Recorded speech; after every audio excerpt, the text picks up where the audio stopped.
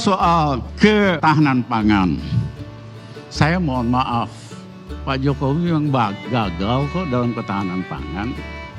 Kenapa bisa gagal? Kalau non-performance itu wajar. Misalnya ingin capai segini, nggak capai. Tapi saya berjalan ke sana, ke arah Haris. Bahwa saya berhenti di tengah, itu non-performance. Saya tidak mencapai karena banyak hal. Tapi yang terjadi kan saya berjalan ke sebelah sana. Sebaliknya, dengan strategi import ugal-ugalan, strategi kebijakan import, dan pemilihan personal yang maunya ke sana, bukan maunya ke arah Hari.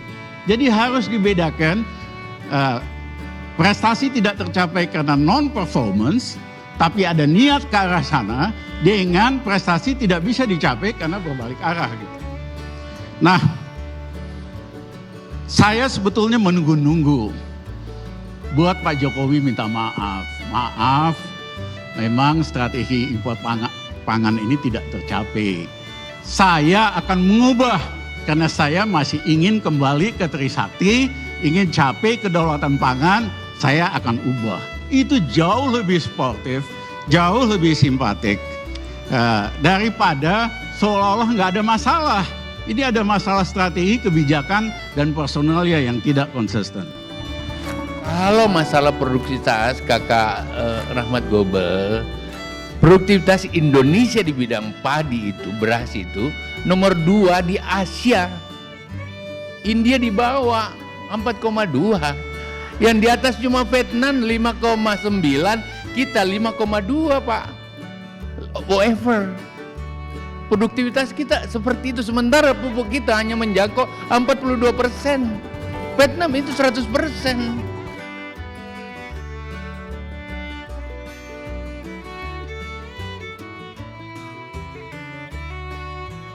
Produksi pertanian Indonesia menunjukkan tren positif selama 2 tahun terakhir. Hasil ini tidak lepas dari strategi yang dijalankan Kementerian Pertanian selama beberapa waktu terakhir. Produksi pertanian di tahun 2020 dan 2021 mencatatkan pertumbuhan positif. Ialah produksi padi di tanah air.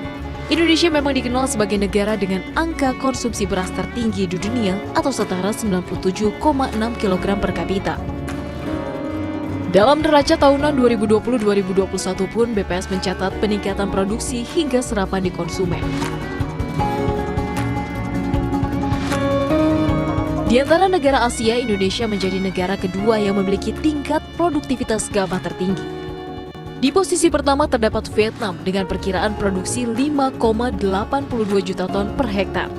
Sementara Indonesia 5,19 juta ton per hektarnya. Berbanding lurus dengan produksi gabah yang tinggi, melimpahnya padi di tanah air membuat harga jual beras pun ikut bersaing. Tak heran di antara 11 negara ASEAN, Indonesia ternyata menjadi negara kedua yang memiliki harga beras termurah.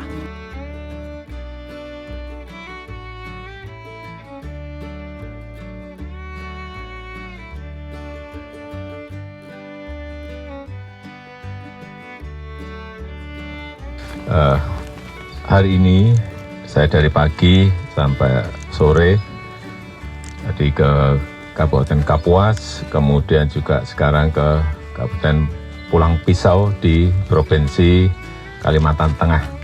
Untuk apa? Kita merencanakan food estate atau lumbung pangan yang mulai sudah dikerjakan 2 minggu ini, terutama untuk urusan irigasinya dulu.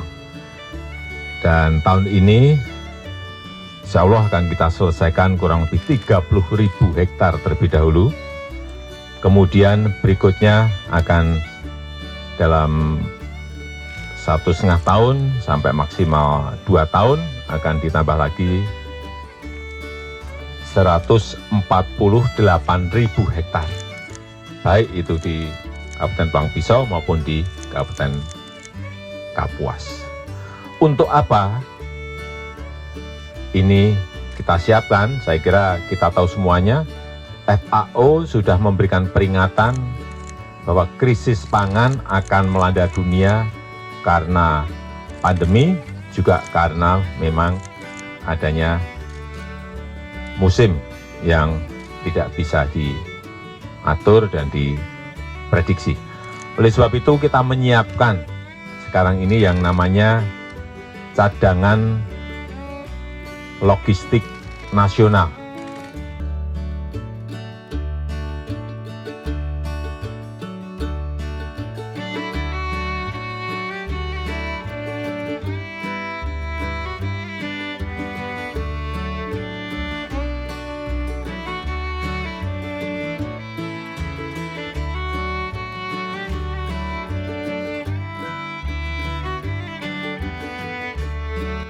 Food estate sendiri masuk di Sumba Tengah ini kan sudah berjalan tahun kedua. Nah, di tahun kedua ini saya lihat sudah banyak sekali dia punya perkembangan. Dan itu ada kemajuan, baik dari teknologinya, pengolahan lahan, sampai dengan ke penanganan pasca panen. Untuk mengurangi biaya produksi, petani kami tidak membeli pupuk lagi, dan sudah dibantu biaya pembelian bibit, benih, pupuk, dan sebagainya. Yang dulunya itu kami tanam Februari sampai dengan Maret. Tapi sekarang dengan adanya Pusdit kami tanam itu Desember sampai dengan Januari harus tuntas. Sebelum Pusdit kami hanya paling dapat dengan 3 ton sampai dengan 4 ton per hektar. Tapi sekarang dengan Pusdit macam saya jamin 5 ton atau sampai dengan 6 ton per hektar. Adanya ini food estate memang ada perubahan banyak yang biasanya kami kerja atau selesai kegiatan tanam ini Maret, tetapi dengan adanya food estate pertengahan Februari sudah selesai. Hasilnya memang beda jauh. Sawah yang biasanya kita dapat sekitar 3-40, tapi setelah food estate ada lebih dari itu, bahkan 2 kali lipat kami dapat. Kami tanam jagung lokal, kita sampai 3 ton, 2 ton belum sampai. Tapi jagung ini lumayan sekali, bahkan melebihi dari 3-4 ton yang kami hasilkan. Mewakili semua keluarga desa Okalaki ini, kami ucapkan terima kasih banyak buat Bapak yang telah membantu kami, masyarakat miskin. Untuk itu